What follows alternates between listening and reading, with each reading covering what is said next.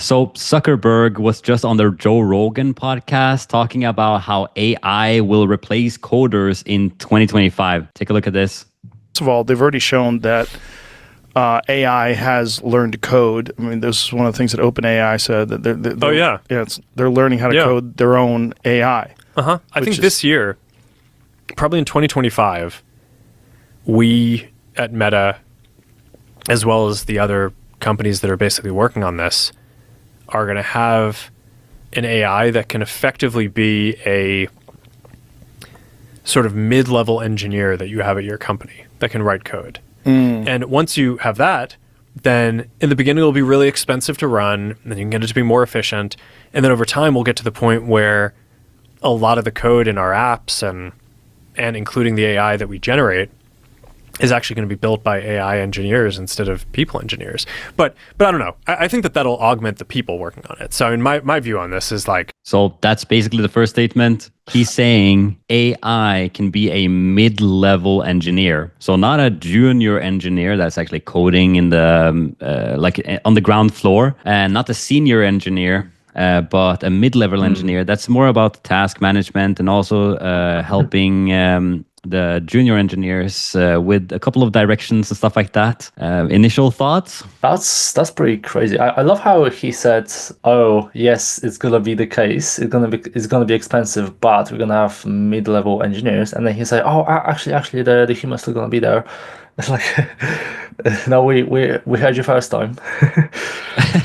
Yeah, it's like so quick backpedaling. Yeah, exactly. Like backed off a little bit, but I think, I mean, he must know what he's talking about. And sounds the same as what other CEOs are saying. The Nvidia CEO, I can't remember his name, but he's basically said the same thing. Like, don't learn how to code. It's gonna be obsolete very soon. Maybe not in even 25, because as he said, it's gonna be pretty expensive to run something that can produce the quality level same as the mid-level engineer. But eventually, a year or two after, that's when it's gonna really have a big impact, once it's getting cheaper to run. Yeah, exactly.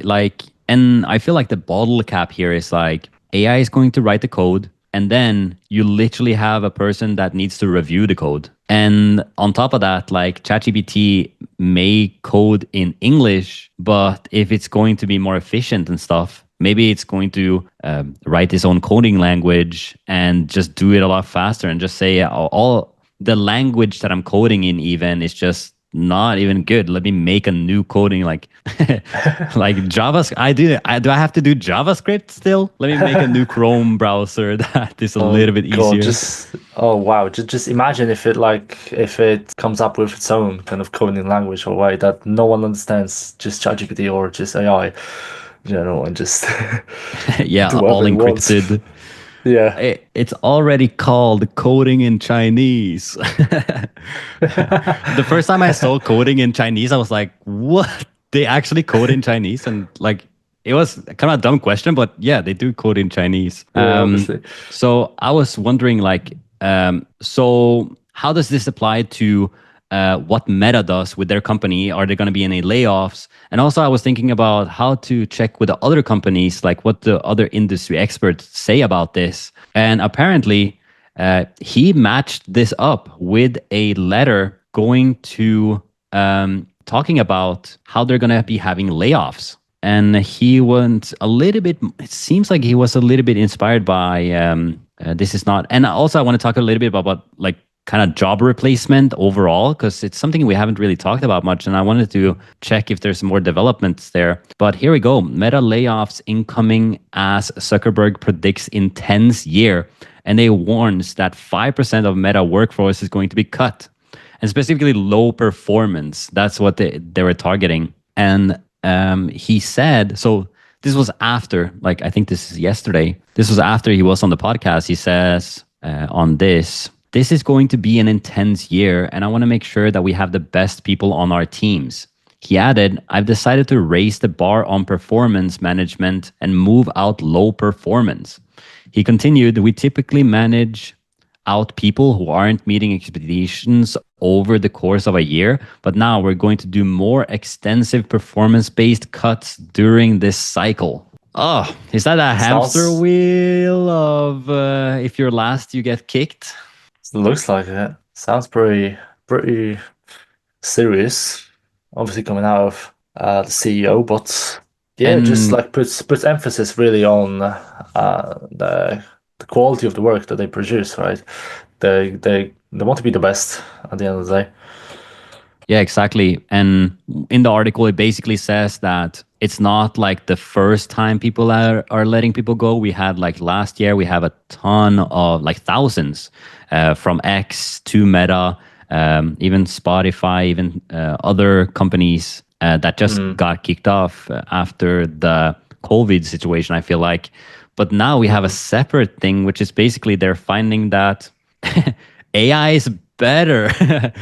And I can see that myself. Like, I would rather, obviously how smart the AI is, but I would rather have somebody very capable managing an AI than him managing another person that's not as smart and capable that then manages another person. So it's like a 3-step chain. And he did talk a little bit about how there's going to be the first billion-dollar company run by only one person.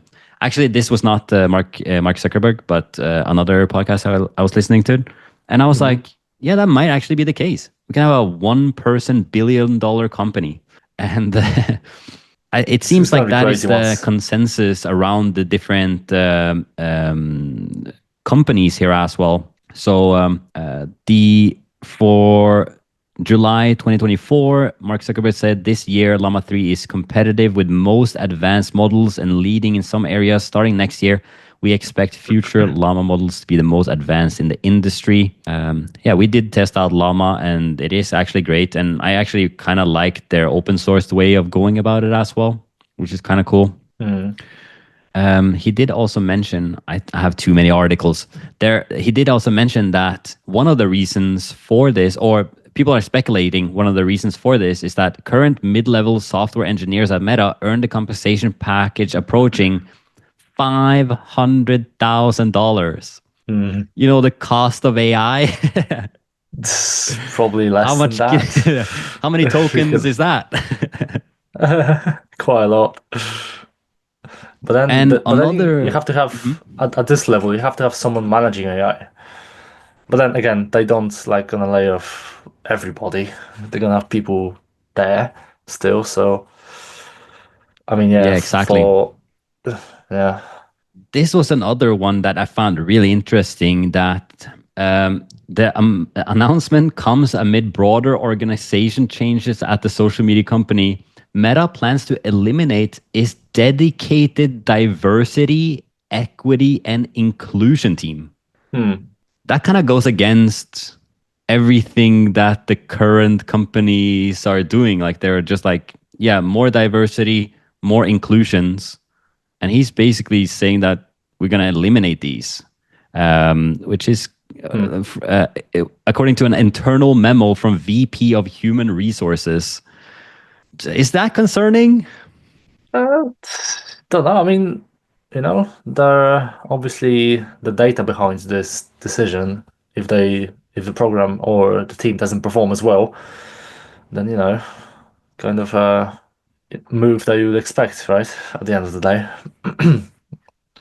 Yeah, if it's based on performance, I agree with that. Like, I think the best person should be hired and not just because of their race.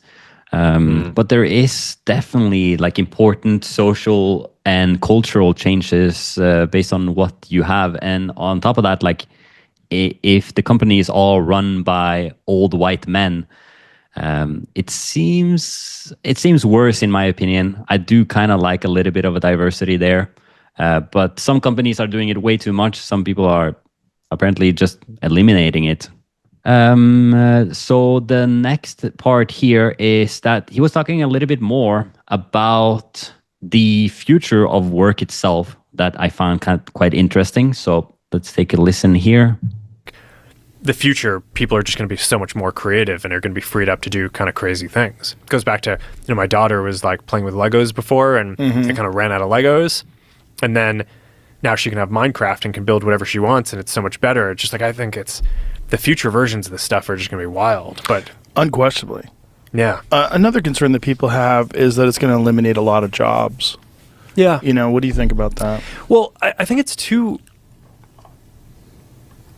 early to know exactly how it plays out, but my guess is that it'll probably create more creative jobs than it... Well, I guess if you look at the history of all this stuff, my understanding is like 100 years ago, I don't know if this was 100 or 150 years ago, but it was like at some point not too far along in the grand scheme of things, like the vast majority of people in society were farmers, right? Because they kind of needed to be in order to create enough food for everyone to survive. And then we turned that into an industrial process.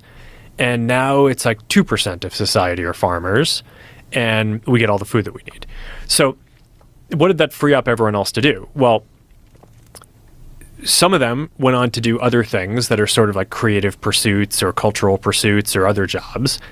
And then some percent of it just went towards recreation, right? So I think generally people just don't work as many hours today as they did back when everyone needed to farm in order to have enough food for everyone to survive. So I think that trend is sort of played out as technology has grown. And so my guess is that like the percent of people who will be doing stuff that's like physically required for humanity to survive will get to be smaller and smaller as it has. More people will dedicate themselves to kind of creative and artistic and cultural pursuits. I think that's generally good. I think the number of hours in a week that someone will have to work in order to be able to get by will probably continue to shrink. Yet I think people who are super engaged in what they do are going to be able to work really hard and accomplish way more than they ever could before because they have like this unimaginable leverage from having a lot more technology. So I think that if you just like... Yeah, that was basically the points that he was trying to put up here. And yeah, the creator or it basically allows them to have more creative freedom, and people have to work less hours because there are like the basic needs are met, and some people have incredible leverage over working on crazy projects. Yeah, and he's made some really good points there. Like 200 years ago, most of us were farmers and just trying to work as hard as possible to make sure everyone has food. Like, and if someone told them that in 100 years, 200 years, like a lot of you are gonna be able to just work in factories and work in offices and just earn more money, basically, and they wouldn't be able to comprehend this. Even like, what are you talking about? What kind of factory? What even is that, right? I think it's almost like the same right now, but a little bit different as well in a way that, if AI can literally do 99% of what we do, like what is there that we can't see? You know what I mean? Like, okay, we can be more creative, we can go ahead and create stuff, but then where is money going to come from? That's my thought. And maybe that's, and going back to the farmers arguments, like maybe it's something that we can't even like comprehend at this point, that we don't have like in place yet. Yeah, it's like kind of explaining the internet to a caveman or something like that. Even just 100 years ago, the internet is so far-fetched. Like, I can send an email to anybody in Japan, like, and it's happening instant. And I can video call with them. I can see the coast. For me, I always had this model in my head, like this is the dream and something I want to work towards. And it does kind of align a little bit with Zuck, but what he says versus what he does is quite concerning to me. Essentially, the future that I want is that we all get paid from the AI, that we all have some universal basic income. So housing is free, food is free, and you get some money on the side to do whatever you want. That's obviously like, hey, nobody's going to say, nobody's gonna say, "Oh, that sucks. I don't want money and a house and food and free healthcare and free police and free everything." But obviously, that's something that I would love to have, and I imagine a world where we get all those things and no tasks. Like you can do it if you want to, and I think people will, just based on they want to contribute to society. And that's why he said like culture, art, and community. Those are the things that they will just keep. They'll try to make the house look even cooler and better and maybe make it in a crazy shape. And there will be new events and festivals and communities, like hippie communities in a sense. And that's like the best case scenario for me at least. It is like... It is the best, and I think at the moment, even with all the advancements, the most probable outcome at the moment, anyway, from all of this. Obviously, there's like a 20% chance that, or 20 or 10% chance that AI decides that we no longer need it and it's gonna get rid of us. But like, and also sorry, keep going. Oh yeah, which is like kind of why I always say I wish I was born 80 years from now, because right, because there needs to be some chaos before all the changes. And yes, and right now it's going to be like the most chaotic period, which you're going to have to struggle through. And like, so say think of 80 years or 100 years from now, like maybe your vision is going to come into reality. It's just going to be so much different. And the negative reality here that I think, I'm not going to do any fear mongering, but I do think this is a more likely reality. And that is the one AI that one person controls that is so powerful with the combination with robotics as well, that they are essentially able to enslave all of humanity and then essentially put them to some sort of mining for lithium batteries type task. And essentially that's the entire life that we live, enslaved by AI, one person in power that is so power hungry. And obviously, like once you have a certain amount of money, power becomes the next goal that you want. And there are some greedy bastards out there, bro. There are. They want the power to themselves. And do we have it? Are all the tech CEOs like aligned with the vision that I have? I'm not sure, but I really hope that we can all get governments on board. We can get all the companies on board and try to create utopia. That's like the ideal goal to get everyone on board with. But then, I mean, even with the kind of one person in charge and stuff, like, yes, that is like a possibility. I'm not denying it. But then obviously you get all those people, like you would have to have pretty good system in place to get everybody literally on Earth just enslaved and get them to do whatever you want. But then again, what's the point? Like for the system or for the person, like what would be the point, the end goal? Okay, I have all this power, I have all these people enslaved. Like what's next? There's nothing after that, you know? Yeah, that makes sense. Did you hear about the paperclip theory? Rings a bell, but I don't know the details. It's basically talking about how to align AI. And they talk about how if they optimize the AI to make paper clips, it will literally start using all the world's resources, turning cars into paper clips, you know? So it's all a part of the alignment. And yeah, if we say, hey, the alignment is more power, you know, it's going to use like more power in the sense of energy, like solar power and more batteries and more nuclear power, all of that. Then, of course, it's going to do everything in its power to just get that. Probably if that's how you program the AI to kind of achieve the task at any cost, then yes, it's going to turn cars into paperclips. So that's what Mark said about the future. Some people are saying reptile alien man, and some people are saying, hey, good job. I don't know. My opinions on Zuck is quite split, but I do know that most people in tech, they believe in Zuck. There's like an investing term, which is like, don't bet against Zuck. So he definitely knows what he's doing, and it's interesting to hear his side of the story. And hopefully he's going to also be aligned with a perfect utopia. Everybody gets paid and can live a type renaissance, the next 100 years of a renaissance. Oh yeah, live they want basically.